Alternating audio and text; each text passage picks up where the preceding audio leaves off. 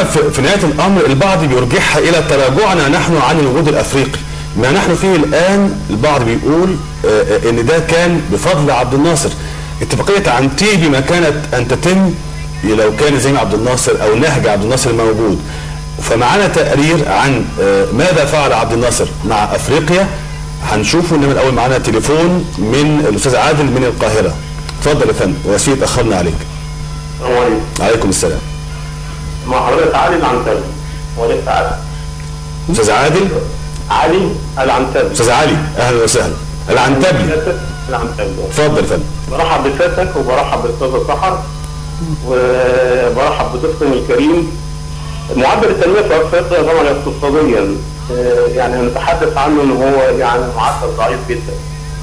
وسؤال ضيفكم الكريم، احنا بنسمع عن بنك التنميه الافريقي ولكن لم نسمع عن اي مشروعات يعني كبيره عملها. نسمع مثلا عن خط النهضه بتمويل ايطالي. جميع المشروعات الكبرى بنسمع ان هي تمويل اجنبي عن طريق مثلا صندوق النقد الدولي وهكذا. فايه اهميه بنك التنميه الافريقي؟ طيب حاضر. طيب اهم المشروعات اللي هو عملها. حاضر استاذ علي، شكرا لك وصباح الخير.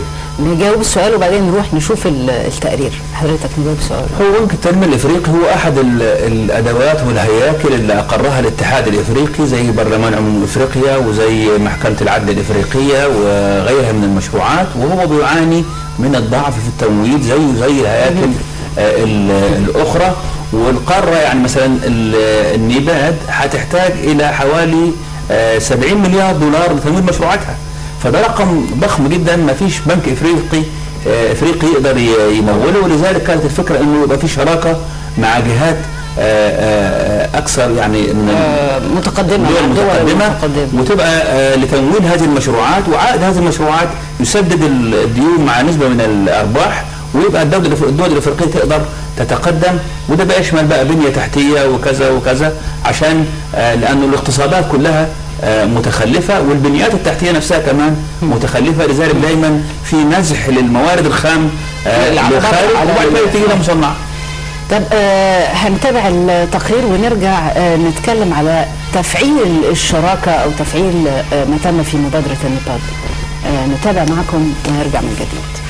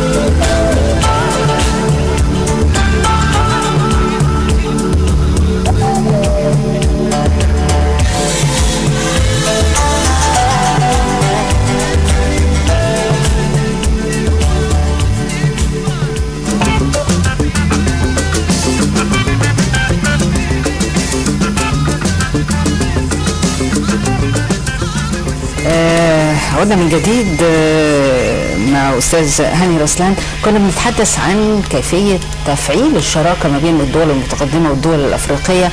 حضرتك ذكرت ان الحكاية محتاجة تمويل كبير، وان لغاية دلوقتي ما بيتمش مد افريقيا بهذا التمويل، وفي زي شكوك في قدرتها على انها تقدر تعمل تنمية او استثمارات وتنمي كل دولة على حدة. الحل ايه؟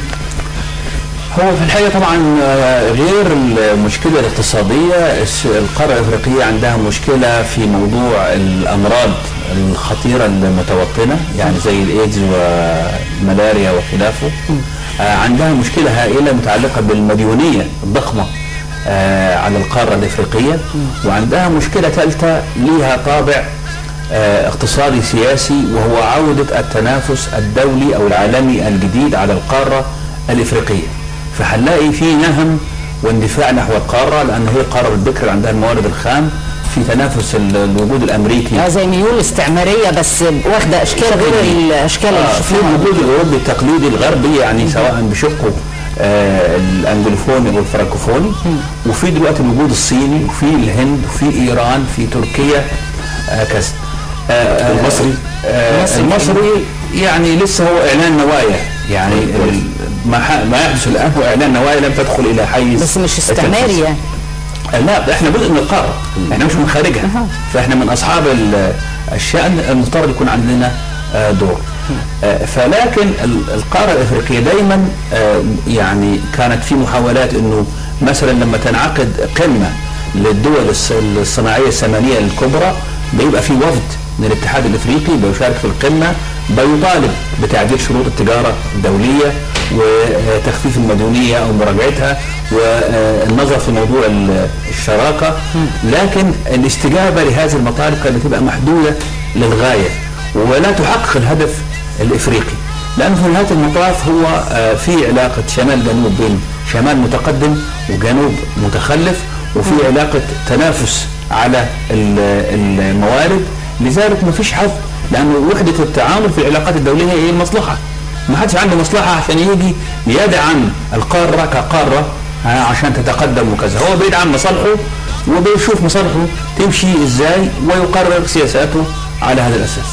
بس استاذ هاني، مش كان في مبادره الشراكه من اجل المتوسط، حاجه برضو كان شراكه ما بين الشمال والجنوب وكده، هل خلاص هذه المبادرات كانت مبادره فرنسيه ماتت زي بقيه المبادرات الاخرى؟ لا، هو في الحقيقه دي كانت معالجه من اوروبا للاخطار المتوقعه او السلبيات المتوقعه من القاره الافريقيه، لانه معدلات النمو المنخفضه في القاره والفساد والامراض. طب ما هي نفس الموضوعات اللي بتناقش في القمم الافريقيه. لا، كانت فكرتها انه فكره الاوروبيين خايفين من ايه؟ انه كل هذه الظواهر هتبرز في نهايه المطاف ايدي عامله لا تجد فرص للعمل، هتعمل هجره نحو القاره الاوروبيه عبر البحر المتوسط.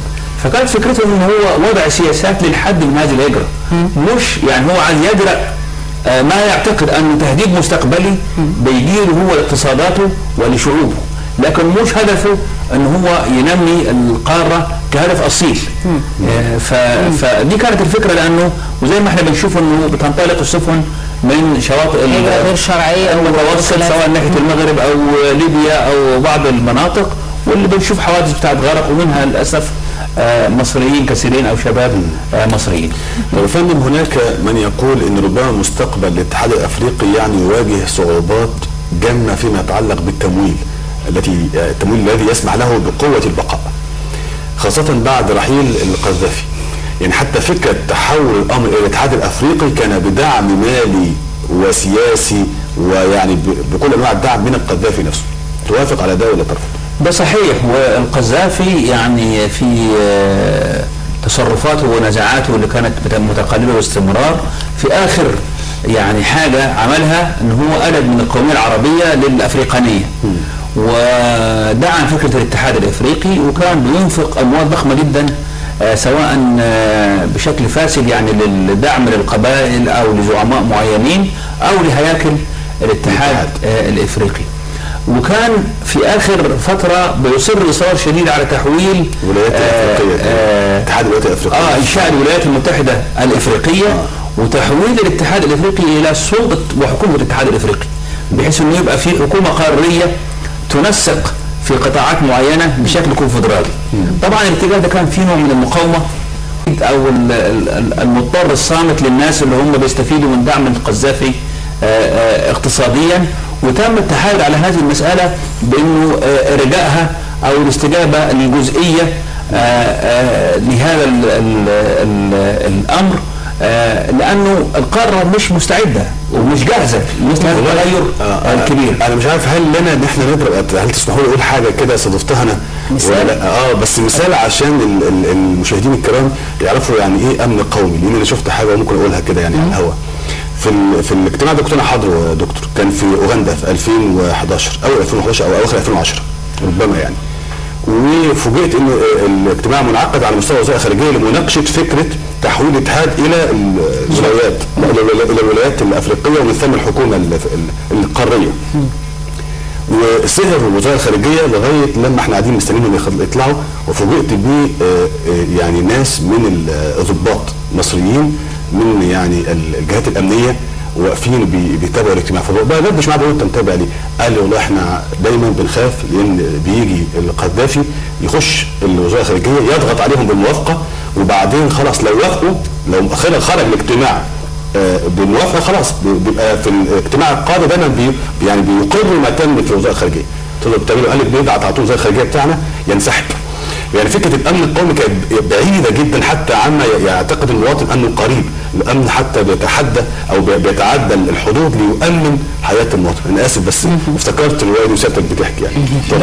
ده صحيح. وكمان المرحله دي شهدت غياب كبير للدور المصري في تاسيس الاتحاد وفي تكوين هياكله. ما دخلناش عضويه مجلس السلم والامن الافريقي الا في وقت متاخر.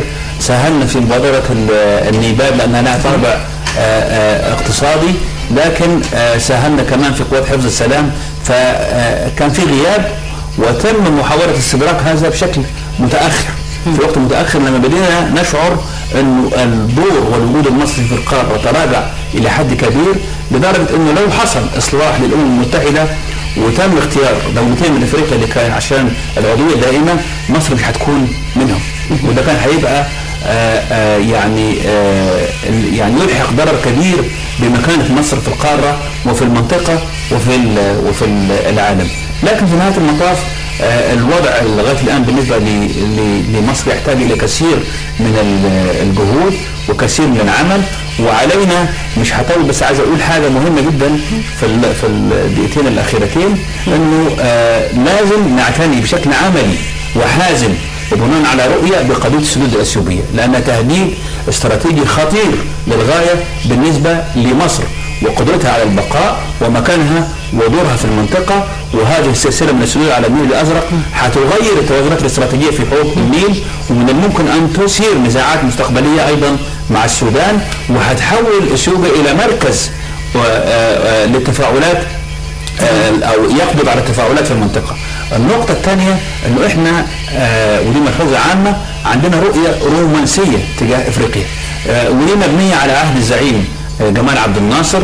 كنا دولة متقدمة ومتفوقة مقارنة بالدول الافريقية كانت تحت